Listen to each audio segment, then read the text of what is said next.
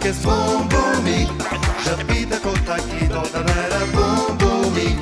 Սիրո լծում սրտերը դու ամենքի Սիրո լծում սրտերը դու ամենքի Սիրո լծում սրտերը դու ամենքի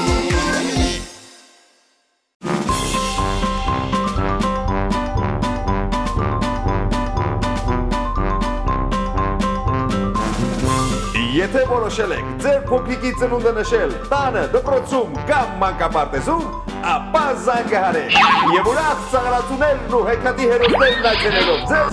այն կդարձնեն հրաշքներով լի տոն։ Լավագույնը փոքրիկների մենք սիրով սպասում ենք ձեզ։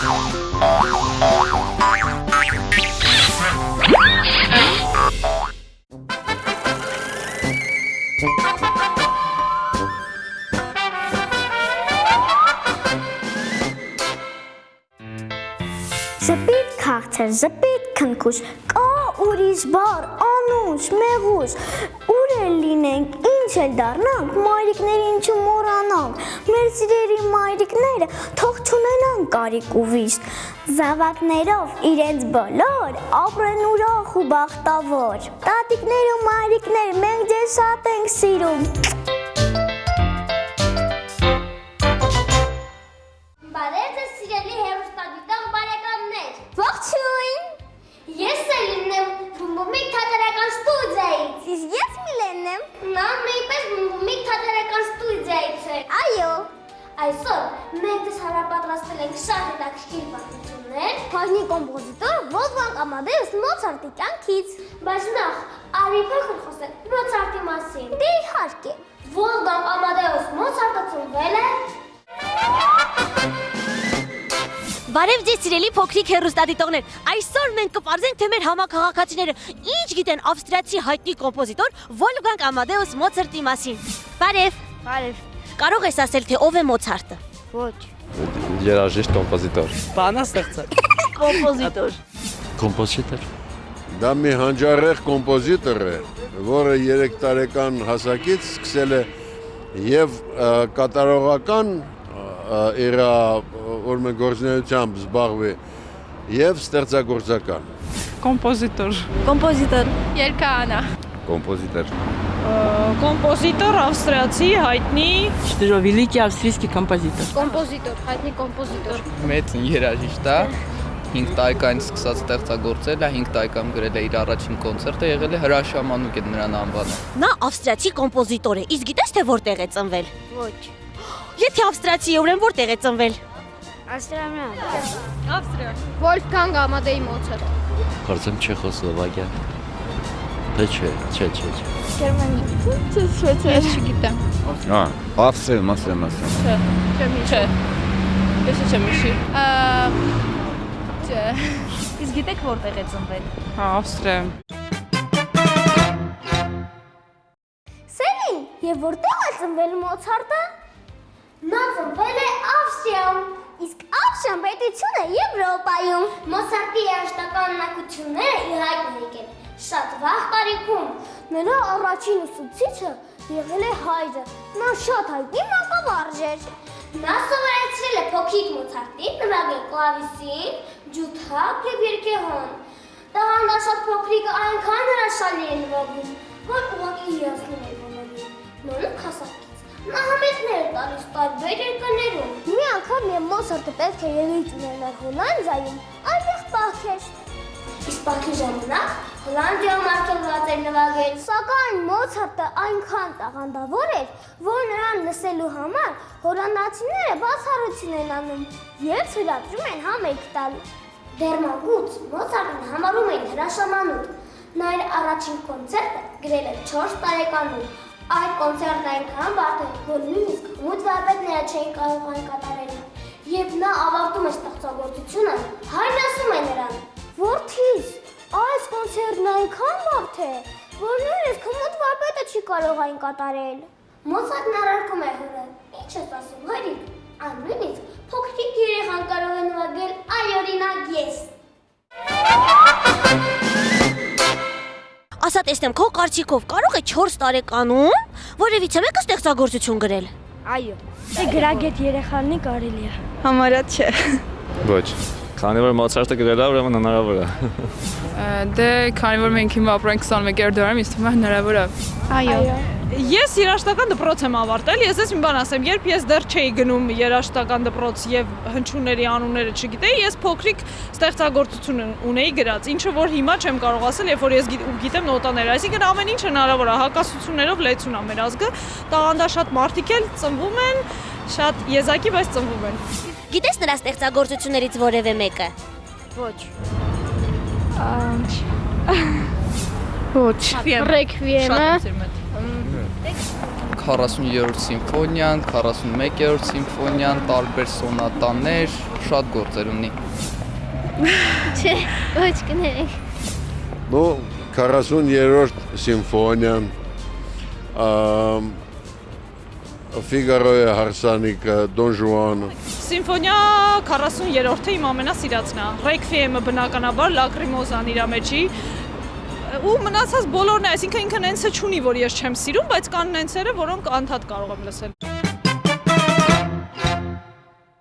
Իր ողջ մանկությունը Մոցարտը անց է կացրել համերգներ տալով։ Նա համերգներ է տալիս Եվրոպայի տարբեր երկրներում, բարձրաշխարհի քանիսատեսի առաջ։ Հայրը թաշկինակով կապում է նրա աչքերը, եւ նա փակ աչքերով փայլուն նվագում էր։ Հետո հայրը թաշկինակով ծածկում էր ստեղները, եւ նա դարձած փայլուն նվագում էր, զարմացնելով բոլորին։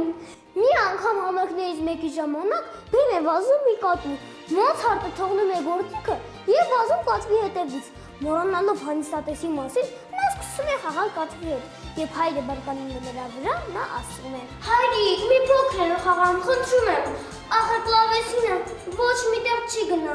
իսկ փիստի կգնա։ Եվ 7 տարեկանում Մոցարտը ավարտում է հերթական համերգներից մեկը, իրեն է մոտենում 14-ամյա մի տղա։ Ինչ լավ ես նվագում։ Ես երբեք չեմ սովորի քեզ նման նվագել։ Ախր դա այնքան հեշտ է։ Դու չես փորձել գրել նոտաներ։ Նկատի ունեմ դու չես փորձել գրել այն հաշտությունը, որը ծնվում է գլխի մեջ։ Չգիտեմ։ Իմ գլխում միայն բանաստեղծություններ են ծնվում։ Ինչպես թե։ Բանաստեղծություններ գրելը երևի շատ դժվար է։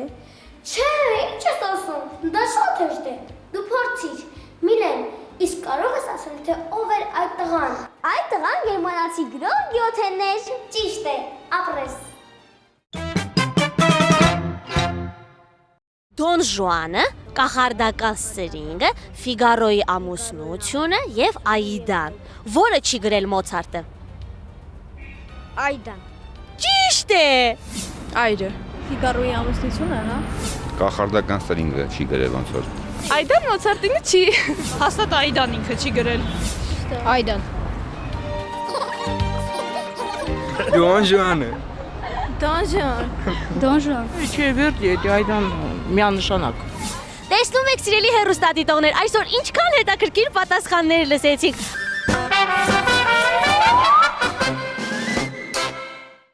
Միլեն, իսկ դու հիշում ես Մոցարտի եւ նրա կատակասեր ընկերոջ պատմությունը։ Իսկ դու հիշում ես, որ մենք նույն կատակ արեցինք Սամվելի հետ։ Բայց ի տարբերություն Մոցարտի, Սամվելը տոփի մեջ մկնիկ էր դրել։ Եվ գրել, հուսով եմ, որ նա ողջ է եւ առողջ։ Իսկ Միլեն, դու հիշում ես, թե մենք ինչքան ծաղեցինք հետո։ Այո, բայց դու մենք ընկանք հիշողությունների գիրկը եւ մոռացանք մեր հեռուստադիտողներին պատմել Մոցարտի պատմությունը։ Իրանացի ես։ Դե արի ուղենք մեր սխալը։ Ուրեմն այսպես։ Մոցարտն ուներ մի կատակասեր ընկեր։ Մի օր նա մի մեծ թղթի կապոց էր վարկում եւ մի փոքր երկտող։ Սիրելի Վոլֆգանգ, ես ողջ եմ եւ առողջ։ Մի քանի օր անց Մոցարտը նրան է ուղարկում մի մեծ արկղ, որի մեջ կար մի ծանր քար, քարի վրա գրված էր. Սիրելի ընկեր, երբ ես ստացա քո երկտողը, այս քարը ընկավ իմ սրտից։ Բավականին ծանր էր։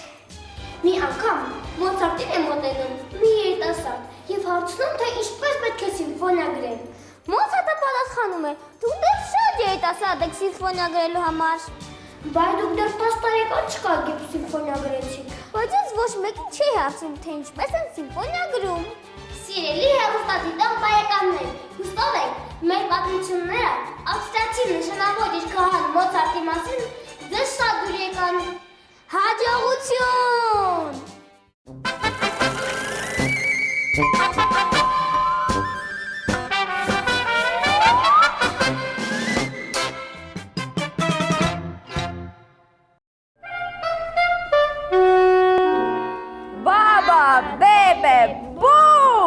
Ողջույն սիրելի փոքրիկ հեռուստադիտողներ, ձեզ հետ եմ կրկին ես, Միմին, եւ ինձ հետ են իմ փոքրիկ ընկերները։ Ես Վարենցինան եմ։ Ես Գառն եմ։ Ես Սյուզին եմ։ Այսօր մենք ոչ պիտան իրերից կպատրաստենք գեղեցիկ մոմակալ։ Մենք ունենք գեղեցիկ ծաղիկներ, մոմ, խխունջներ եւ եւս ուրիշ տեսակի ծաղիկներ։ Մեր մոմակալը պատրաստելու համար մեզ նորից օգնության է գալիս սիլիկոնե սոսինձը։ Գոր դու կօգնես ինձ պատրաստել այն։ Խնդրում եմ, փոխանցիր ինձ։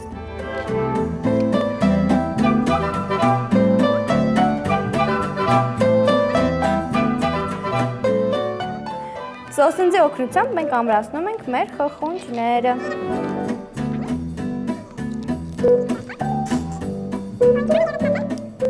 Սիրելի երեխաներ, փորձեք այն կպցնել հնարավորինս ամուր, որպեսզի հետագայում այն չպոկվի։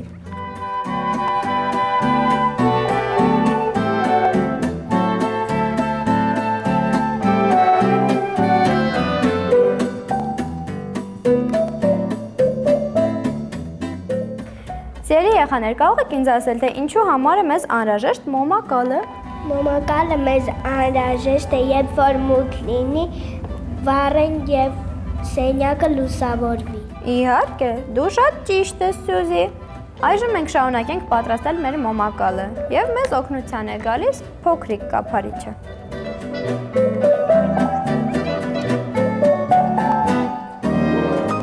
Կսեղմես, ես հոգնեցի։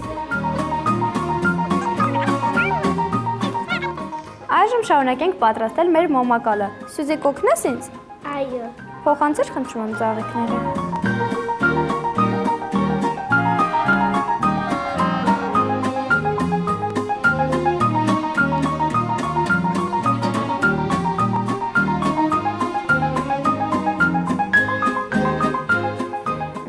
Ծաղիկները եւս պատրաստ են եւ շարունակենք։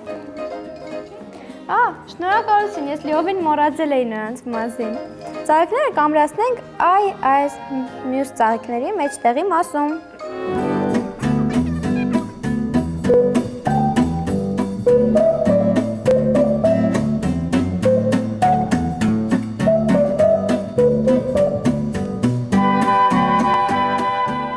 Մենք ավարտեցինք ամրացնել ծաղիկները, իսկ այժմ մեզ մնաց միայն մոմը։ Երեխաներ, որտեղ է մոմը։ Շնորհակալություն։ Սիլիկոնե սոսինձի օգնությամբ նորից ամրացնենք այն զգուշությամբ։ Սյուզի, կօգնես ինձ։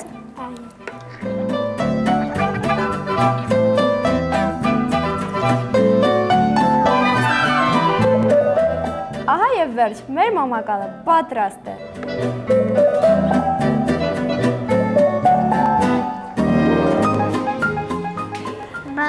Baba, baby, boom.